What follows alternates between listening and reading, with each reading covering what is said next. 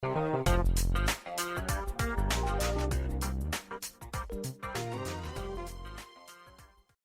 there. You're listening to Linda Pinizzato of the Condo Expert. Now, I've just touched on one of the series. It has to do with the so-called condo office, which is the solution by our provincial government. I mean, it took them, what, a year and 3 months to figure out that they need to hit all the condo owners now for $48 per month. And, and the sad part about this is condominium manager licensing. What on earth does that have to do? Why do condo owners have to pay for condo managers to be licensed? Why is it that the property management companies don't pay for their own property managers to be licensed? It's interesting because we had a show a couple months ago, and that was actually about a month ago. And that was when Minister Tracy McCharles put out this amazing announcement that they're going to mandate property managers licensing. Oh, isn't that amazing? Well, do you know what? There has been courses, and I've talked about this. There has been courses for property management existing in our Canadian university and colleges. Really? So now condominium owners are supposed to pay to have condo managers licensed, because the condo managers are only a service-related trade. They're only under a contract, and that is a business. So what the heck does the business, that particular industry, have to do with condo owners paying for that? If they're hiring a property management company, they would expect that property management company would do their due diligence to go ahead and get what they have. No difference from an owner of a property who decides to hire on a registered real estate representative with a registered real estate brokerage office, who both have licensing. And by the way, the owner does not pay for their licensing. They pay for their licensing. And the provincial government provides the structure for the embodiment of that licensing. But no, let's just add on more fees to the condo owners, because what the heck? They're not complaining. Condo owners are sitting back, they're twiddling their thumbs, and they're hoping that someone, somewhere, one of our governments is going to step in and rescue them. Are you a condo owner? Are you upset about something going on in your building? And what have you done about it? Have you tried? Have you gotten any answers? And if you don't get any answers and you have tried, then what do you do? Now, that's the sad part about it. See, nobody in our wonderful country should be feeling that way. Nobody should feel as if they have nowhere to turn because no one's listening, or they have nowhere to turn because they're afraid. Nobody should be in that position. So interesting enough, the other one is education and awareness. Really, to who?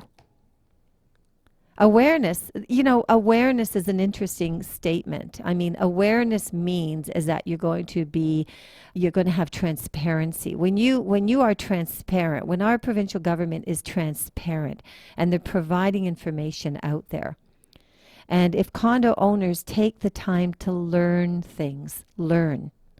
and they have proper representation, and the board of directors is providing the information and having an open door policy, and maybe we don't have a self-governed condominium act which opens itself up towards all sorts of fraud. I mean, we're having fraud right now. There's tons of fraud. It's been reported nonstop now for the last year that there is fraud in condominium corporations and or property management companies and or so on, anything related to condominiums. It does not take a genius to figure out that we have to wait for the Condo Act review to provide this so-called condo office to tell us what we already know, or to create awareness of things that we should already know.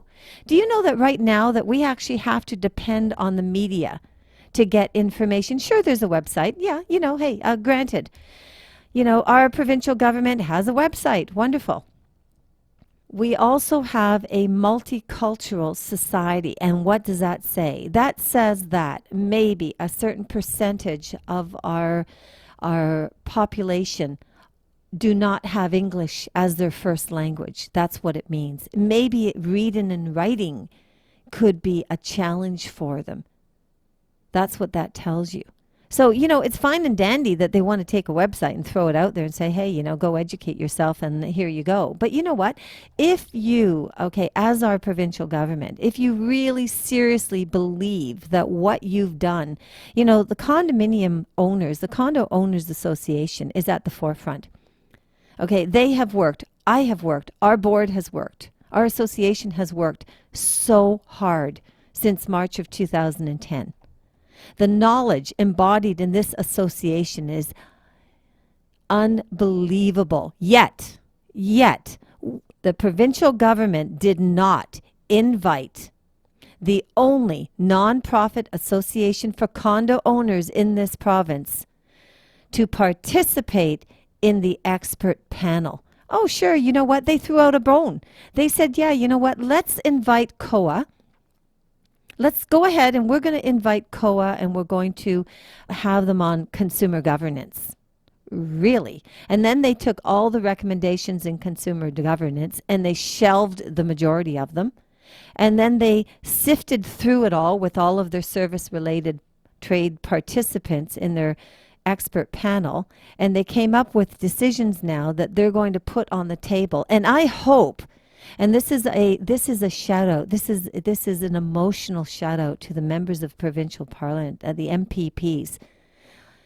All MPPs out there, irregardless of what party, please, if you truly value your position, if you truly have been elected because you care about condo owners and you care about the rest of the population and your constituents within your ridings, if you truly care and you're sitting in that position because you truly want to make a difference that's not only going to help condominium owners, but it's actually going to help all the homeowners in your entire constituency, then what you need to do is vote against the condo office and support the Condo Owners Association, who have opened their arms to embrace you.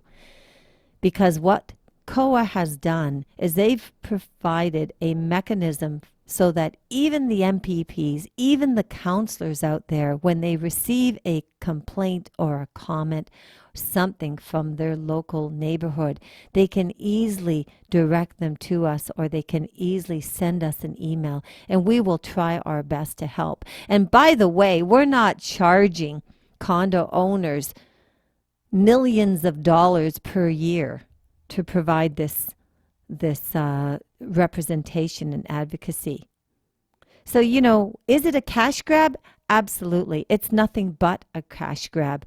And as this whole thing starts to wind up and people start to actually realize this and take a look at, they're going to recognize that this condo office was put on the table.